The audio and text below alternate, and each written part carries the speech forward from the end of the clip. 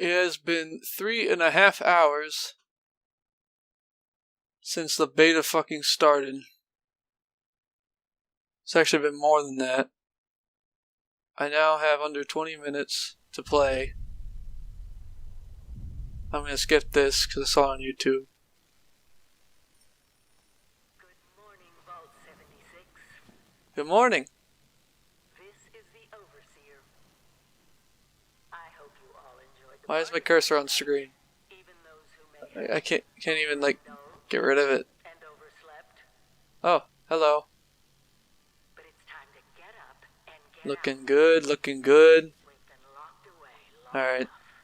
Name's SCOOTY. Is it? Oh, are you fucking kidding me? Oh my fucking god. Well, since there's already a million other Fallout 76 gameplay videos, I thought I'd summarize my playthrough in just a few minutes, which is slightly longer than the time it took for the game to crash on me, so... When the beta started, Bethesda's launcher completely shit itself, forcing everyone to re-download the entire fucking game. Because of this, the download speed was incredibly slow. At one point, I had to wait nearly 30 minutes for it to download less than 1/10 of a gigabyte. Unfortunately, this left me with only about 25 minutes to play the game. After building my character, I wanted to get out of the vault as soon as possible, so I started skipping past all the robot NPCs until I realized that they were all standing next to items I could take. The first thing I noticed when rushing through the vault was just how awful the game's performance was. I was running on a GTX 1070 and an i7-7700 processor. On ultra settings, the game ran at only about 30 frames per second, and after playing a few hours of Fallout 4 at 60 frames per second that same day, this change in frame rate was abysmal, and it really shows just how old this engine is getting. Sadly, I didn't have time to change the graphics settings, as doing so would require me to restart my game, so I had to put up with it to get the most out of the beta session. It took me a while once I finally left the vault to actually stop and view the massive world the game takes place in. It really is amazing, even if it kills my graphics card. I should also mention that one thing that really disappointed me early on was the main radio station. I personally love jazz and blues radio stations in most Fallout games, but in 76, the first song I heard was so annoying that I eventually had to turn off the radio completely.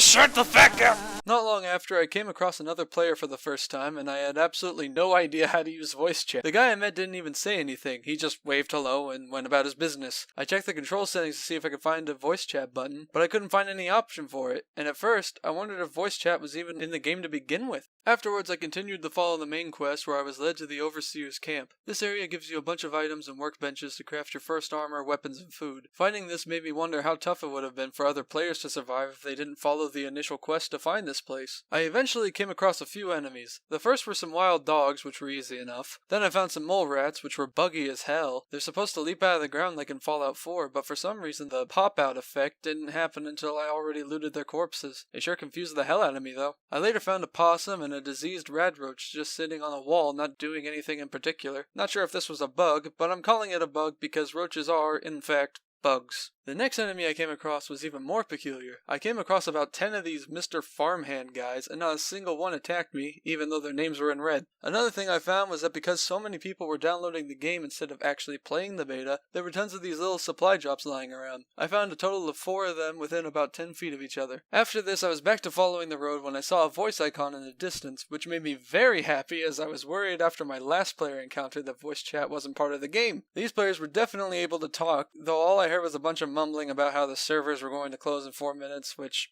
I wasn't too happy either. While meeting these people, I also came across a merchant NPC, and while I'm on the topic, I've got to say that the new menu layout for traders is a little bit weird. I guess it's something I'll have to get used to. One other thing that I kept noticing throughout the beta was the incessant holotape recordings. Good God, these people need to shut up for a damn second. I get that without human NPCs, this is the only way we can really dig into the lore. But mind you, this is a game where players are likely to be talking with friends and won't be able to hear a damn thing otherwise. Hell, I was too busy trying to play the game than actually listen to these stupid things. It feels like a part of Fallout that doesn't really translate well in a multiplayer setting. But that's not the only Fallout mechanic that doesn't fit. The VATS in this game are super wonky, playing in real time instead of the still or slow motion from previous installments. Back when Bethesda was developing Fallout 3, the team kept asking themselves whether VATS was a useful tool for players or if it was just sort of there. When playing Fallout 76, I was asking that question more than ever. When I first pressed the VATS button, all I did was panic and spam left click until the enemy was dead. VATS may have been an interesting and useful mechanic in the single player games, but but it feels like it doesn't belong in 76. Again, please remember that I experienced all of this in only 25 minutes of gameplay. Whether you were lucky enough to play Fallout 76 for multiple hours, or if you were like me and had to re-download the entire game, I would love to hear your thoughts about the game in the comments. Bethesda games are all beautiful in the way that they craft stories that are unique to each person who plays them, and these stories are meant to be shared among friends. And in Fallout 76, that idea is more apparent than ever. Anyways, I hope all of you get the chance to play Fallout 76 the way it was meant to be played, doing whatever the hell you want without interruption or annoying launcher issues. Also, thanks for watching.